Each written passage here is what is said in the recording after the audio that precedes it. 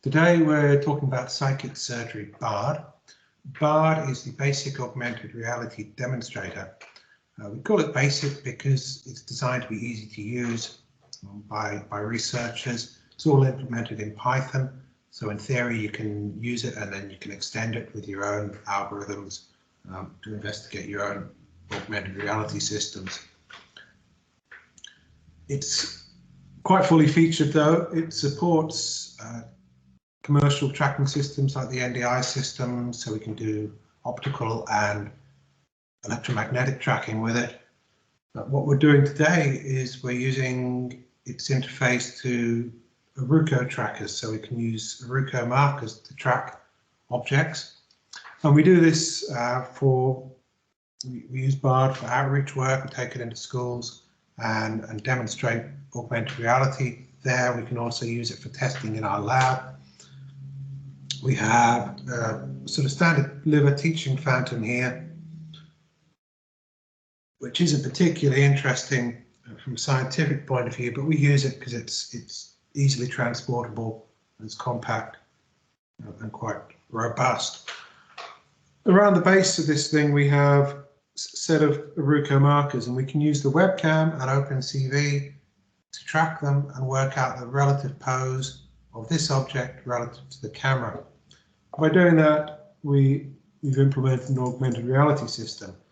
We can turn up the opacity of the actual overlay model, and we see this purple object, which is a CT scan. We put this thing through a CT scanner. It's a CT scan of this phantom overlaid on the actual physical phantom. What we're looking at is a video see-through augmented reality.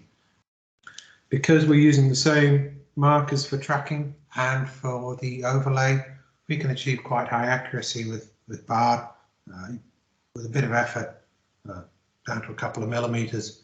We're not hitting that today, partly because some of the challenges of doing this on an old phantom with old markers in bad lighting, but partly as a demonstration that when we're doing this clinically, we only can achieve 10 to 12 millimeters, 10 to 20 millimeters anyway, because of things like liver motion, the fact that the liver is a deforming, moving organ. So BARD is cross-platform and multiple hardware, and what we're running on it today is a Microsoft Surface with a rearward-facing camera. And by using that, we can put the phantom there, and then the surgeon can hold up the tablet and see the phantom and the overlay in an intuitive and useful way. BARD allows us to do multiple types of visualization. What we're looking at today is a simple BTK solid model, and we can change what's shown with a simple click on the screen. So now we can see the underlying anatomy.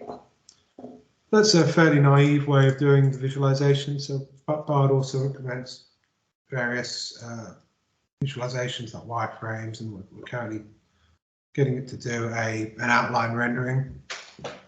So we can do an outline rendering of the liver and then show what's inside with the solid models or wireframe. And we can compare all of these to work out what the best way of doing augmented reality for surgery is. BARD also implements different user interfaces. So we've got touch screens, we've got a speech API, so we can control it with our voice, connect it to peripherals like foot switches. So all of these methods that can be used clinically. And the plan of work for the next 18 months or so is to use BARD to conduct various experiments on different visualizations and different user interfaces for augmented reality in surgery. And by doing so, work out not just how to implement these fairly complex systems, but also work out the best way of designing them to suit the surgeon so that we end up with maximum patient benefit for augmented reality in surgery. So that's BARD. There's a link at the bottom to BARD's homepage on GitHub. It's all open source software, so you should be able to download install and run it yourself, feel free to do that. You can get in touch by GitHub, or you can leave comments below. I'm sure we'd love to hear from you. Lovely. Thank you. Bye.